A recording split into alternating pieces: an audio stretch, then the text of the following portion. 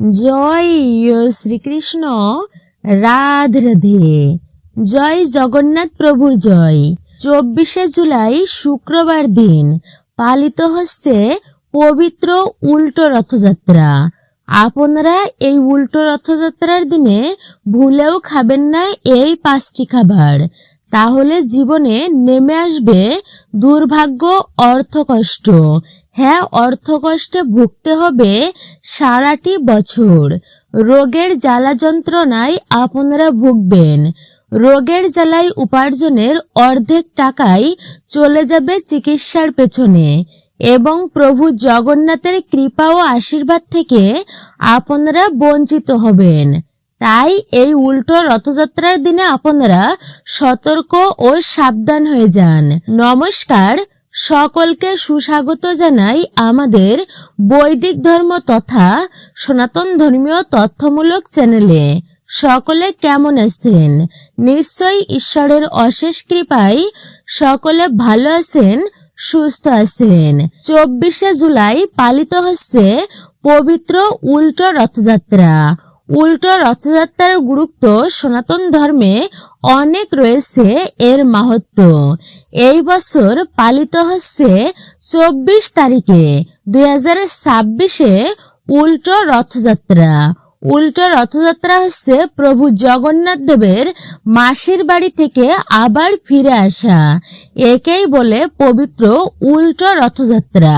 এই দিনে প্রভু জগন্নাথ দেব, ভাই বলদেব ও বোন সুভদ্রা দেবী তারা মাসির বাড়ি থেকে পুনরায় ফেরত আসেন, মানে মন্দিরে ফিরে আসেন। গুন্ডিচা মন্দির থেকে তারা আবার ফিরে আসে পুরী ধামে। আর এটাই হচ্ছে উল্টো রথযাত্রা। এই দিনটির বেশ মাহাত্ম্য রয়েছে। এই দিনে এমন কিছু কাজ আমাদের একদমই করা উচিত নয় এবং 5টি খাবার ভুল করেও গ্রহণ করা উচিত নয়। তাহলে নানা প্রকার রোগ জ্বালা যন্ত্রণার শিকার হতে হবে আমাদের এবং পরিবারে নেমে আসতে পারে চরম বিপত্তি। প্রভু জগন্নাথ অত্যন্তই রুষ্ট হবেন আপনার প্রতি। এর ফলে কিন্তু পরিবারের দারিদ্রতা ও আর্থিক সংকট এবং নানান রকম সমস্যার সম্মুখীন হতে পারেন। তাই আজকের ভিডিওটি আপনারা মনোযোগ সহকারে শুরু থেকে শেষ পর্যন্ত অবশ্যই শ্রবণ করবেন। আজকের ভিডিওটির মাধ্যমে আপনারা জানবেন পবিত্র উল্টো রথযাত্রার দিনে ভুলেও কোন কোন খাবার আপনারা একদমই মুখে তুলবেন না, অর্থাৎ আপনারা খাবেন না, এবং এই দিনে কোন কোন কাজ আপনারা ভুল বশতও করবেন না, সেই বিষয়ে আপনাদের সাথে আলোচনা করা হবে এই ভিডিওটির মাধ্যমে। আজকের ভিডিওটি আপনাদের জন্য খুবই গুরুত্বপূর্ণ হতে চলেছে। সকলকে সুস্বাগত জানাই বৈদিক ধর্ম তথা সনাতন ধর্মীয় তথ্যমূলক চ্যানেলে। ভিডিওটি মনোযোগ সহকারে আপনারা অবশ্যই শ্রবণ করবেন। ভালো লেগে থাকলে অবশ্যই ভিডিওতে একটি লাইক করবেন, ভিডিওটি শেয়ার করবেন এবং কমেন্ট করবেন। আর কমেন্টে অবশ্যই জয় প্রভু জগন্নাথ দেবের জয় অথবা আপনার গুরুদেবের নামটি একটি বারের জন্য হলেও লিখে জানাবার জন্য বিনীত অনুরোধ রইল। আর আপনি যদি আমাদের চ্যানেলের নতুন দর্শক হয়ে থাকেন, বিনীত অনুরোধ করব চ্যানেলটি অবশ্যই সাবস্ক্রাইব করুন, পাশে থাকার নোটিফিকেশন বেল আইকনটি অল করে রাখুন। একজন সনাতনী বোনকে আপনারা সাপোর্ট করবেন আমি আশা রাখছি ধর্মীয় যাত্রায়। তাহলে চলুন প্রবেশ করি আজকের মূল আলোচনায়। নিশ্চয় আপনারা উপকৃত হবেন ভিডিওটির মাধ্যমে। প্রভু জগন্নাথ হলেন জগতের নাথ। ত্রিজগতের নাথ বলা হয়েছে যাকে, আর তিনিই হচ্ছেন জগন্নাথ। জগন্নাথের আশীর্বাদ প্রাপ্ত করা মানে জগতের সমস্ত বস্তু প্রাপ্ত করা, সমস্ত মনোবাসনা পূর্ণ হওয়া, জীবনে সুখ শান্তি ঐশ্বর্য প্রাপ্ত করা। তাই পবিত্র উল্টো রথযাত্রার দিনে প্রভু জগন্নাথকে প্রসন্ন করবার জন্য আমাদের কিছু নিয়মবিধি সকলকেই মেনে চলতে হবে এবং ভক্তি ভরে প্রভু জগন্নাথের পূজা অর্চনা করতে হবে। তাহলে জীবনে সুখ শান্তি সমৃদ্ধি বজায় থাকবে, অর্থ প্রাপ্তি হবে, উন্নতি হবে অর্থের, দুঃখ কষ্ট ভোগ করতে হবে না প্রভু জগন্নাথ দেবের কৃপায়। পবিত্র উল্টো রথযাত্রা তা সনাতন ধর্মের একটা গুরুত্বপূর্ণ উৎসব। রথযাত্রা বা রথ হচ্ছে দ্বিতীয়া তিথিতে পালিত হয়। ঠিক তার 7 দিন পরেই পবিত্র উল্টো রথযাত্রা। মানুষদের কাছে এটি একটি অত্যন্তই অতি গুরুত্বপূর্ণ মহা উৎসব। প্রতি বছর পুরী, শ্রীক্ষেত্র এবং অন্যান্য জগন্নাথ মন্দিরে এই উল্টো রথযাত্রার মহা উৎসবটি অত্যন্তই ধুমধামের সহিত পালিত হয়। লক্ষ লক্ষ মানুষের ভিড় হয় সেখানে প্রভু জগন্নাথ দেবকে একটি বারের জন্য হলেও দর্শন করার জন্য। প্রভু জগন্নাথকে একবার শুধুমাত্র দর্শন করার জন্য। 2026 সালে পবিত্র উল্টো রথযাত্রা পালিত হচ্ছে 24শে জুলাই শুক্রবার দিন। ভাই বলরাম বোন সুভদ্রাকে নিয়ে তারা আবার মাসির বাড়ি থেকে পুনরায় ফেরত যান জগন্নাথ দেব।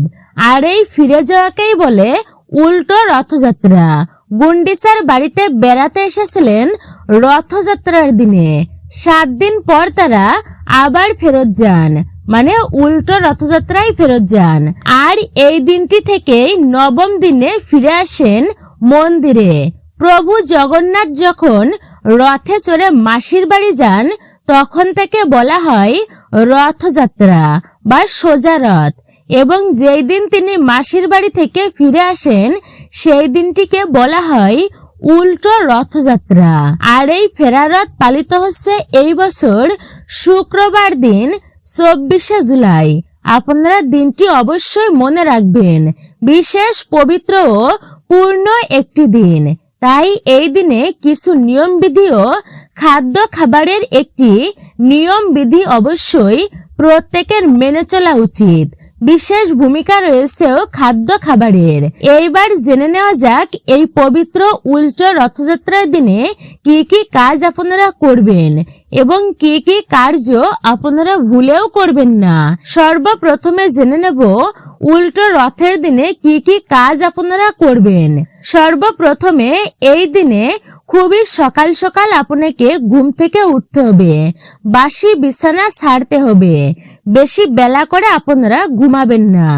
সকাল সকাল ঘুম থেকে উঠে সর্বপ্রথমে প্রভু জগন্নাথকে স্মরণ করবেন এবং ঘুম থেকে উঠেই প্রভু জগন্নাথ বা ভগবান শ্রীকৃষ্ণকে দর্শন করে প্রণাম করবেন। তারপর আপনারা আপনাদের বাসি কাজকর্ম সেরে নেবেন। আর বাসি কাজকর্ম করার পরেই আপনারা স্নান করে নেবেন। স্নান করে শুদ্ধ বস্ত্রে 1 ঘটি জল আপনারা সূর্যদেবকে অর্পণ করবেন এবং আপনারা তুলসী মাতাকে অর্পণ করবেন। প্রভু জগন্নাথ অথবা প্রভু ভগবান শ্রীকৃষ্ণের পূজা অর্চনা ভক্তি ভরে করবেন এবং বাড়ির মন্দিরে বা ঘরের আসনের সমস্ত দেবদেবীর পূজা অর্চনা আপনারা ভক্তি ও শ্রদ্ধার সহিত করবেন। ভগবানের নাম গুণকীর্তন করবেন। এই দিনে কারোর সাথে কোনো অশান্তি বা কলহ ঝামেলা করবেন না। কারোর সাথে ঝগড়াঝাটি মারামারি করবেন না। কাউকে কটু কথা, বাজে কথা, অকথ্য ভাষায় কথা বলবেন না। কাউকে কটাক্ষ করবেন না। কারোর সমালোচনা করবেন না। এতে ভগবান কিন্তু আপনার প্রতি ক্ষুণ্ণ হন। এই পবিত্র উল্টো রথযাত্রার দিনে এই সমস্ত কাজ করলে তাকে পাপ স্পর্শ করে। তাই এই দিনগুলোতে এই কাজগুলো আপনারা কিন্তু একদমই ভুলেও করবেন না। এছাড়া উল্টো রথযাত্রার দিনে কোনো আগাছা আপনারা পরিষ্কার পরিচ্ছন্ন করবেন না। এই দিনে কোনো বৃক্ষ কাটবেন না, কোনো গাছের ডালও কাটবেন না। পারলে এই দিনে আপনি কিছু গাছ অবশ্যই রোপণ করুন, অর্থাৎ লাগান। পবিত্র উল্টো রথের দিনে অনিয়ম বা অশ্রদ্ধাজনিত কোনো প্রকার কাজ করা আমাদের কারোর উচিত নয়।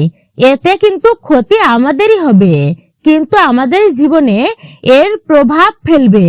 এবং পরিবারে সুখ শান্তিতা বিঘ্নিত হবে। তাই অবশ্যই নিয়ম মেনে আপনারা দিনটি অতিবাহিত করবেন।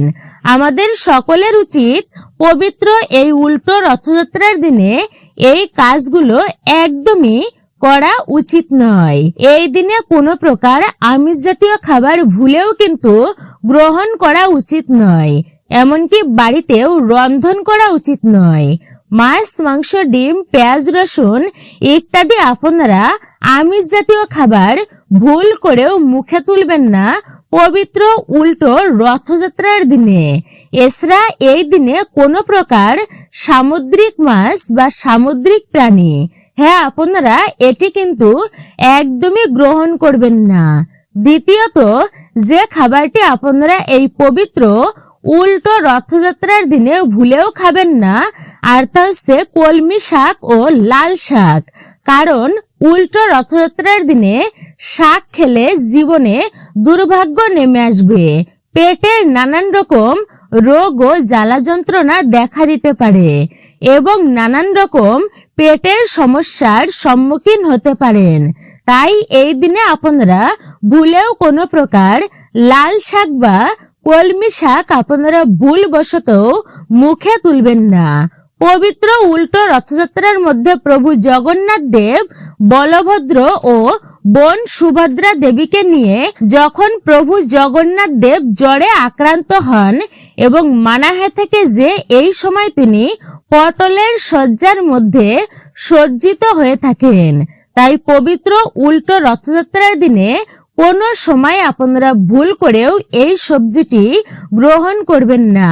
বাড়িতে রান্নাও করতে নেই, এমনকি খেতেও নেই পটল। তাই এই দিনে আপনারা পটলের তৈরি কোনো খাবার ভুল করেও গ্রহণ করবেন না, এই সমস্ত শাকসবজি। চতুর্থ, এই দিনে ভুলেও যে জিনিসটি আপনারা খাবেন না অর্থাৎ গ্রহণ করবেন না, আর তা হচ্ছে তেতো জাতীয় জিনিস। এই দিনে কোনো প্রকার তেতো জাতীয় খাবার আপনারা ভুল করেও মুখে তুলবেন না, যেমন উচ্ছে, করলা, নিম পাতা ইত্যাদি তেতো জাতীয় খাবারগুলি আপনারা অবশ্যই পরিত্যাগ করবেন। বিশেষ করে নিম পাতা এই দিনে ভুলেও আপনারা গ্রহণ করবেন না এবং নিমের ডাল বা নিম গাছের কোনো অংশকে আপনারা আঘাত করবেন না। কারণ প্রভু জগন্নাথের শরীরের অংশ ও প্রভু জগন্নাথের রথের কাঠামোর কিছু অংশ নিম গাছের কাঠ দিয়ে বানানো আর দারু ব্রহ্মের কাঠ দিয়ে বানানো। তাই এই পবিত্র উল্টো রথযাত্রার দিনে নিম পাতা খেতে নেই এবং নিম গাছের কোনো অংশেই আঘাত করতে নেই, ডাল ভাঙতে নেই, নিম পাতা গ্রহণ করতে নেই এবং নিম বৃক্ষ কাটতে নেই। পঞ্চমত, এই পবিত্র দিনে আপনারা কোনো প্রকার নেশা জাতীয় দ্রব্য ভুল করেও গ্রহণ করবেন না। বিড়ি, সিগারেট, মদ, গাঁজা, তামাক জাতীয় দ্রব্য আপনারা এড়িয়েই চলুন।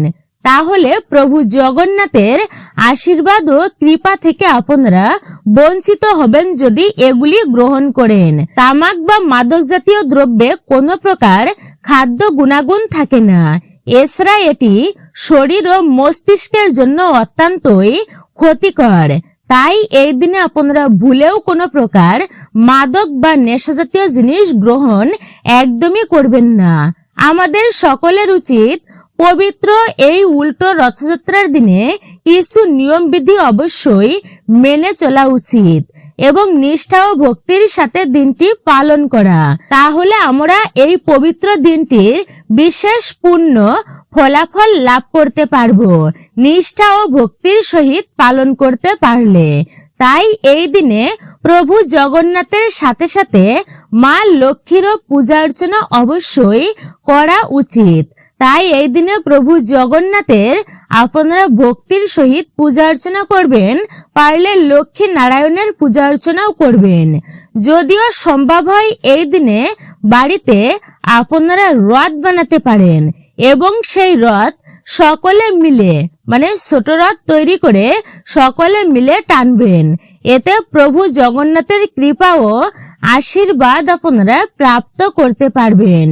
এছাড়া এই দিনে নিকটবর্তী যে কোনো জগন্নাথ মন্দির অথবা যে কোনো আপনারা যেখানে উল্টো রথযাত্রা অনুষ্ঠিত হচ্ছে সেখানে গিয়ে প্রভু জগন্নাথ দেবের দর্শন করবেন এবং ভক্তি ভরে প্রণাম করবেন এবং রথের দড়ি স্পর্শ করবেন। এতে সমস্ত পাপের নাশ হয় এবং প্রভু জগন্নাথের বিশেষ কৃপা ও আশীর্বাদ আপনারা লাভ করতে পারবেন। তো আজকের ভিডিওটি আমি এখানেই সমাপ্ত করছি আমাদের বৈদিক ধর্ম চ্যানেলের। আশা করছি ভিডিওটি আপনাদের উপকারে আসবে।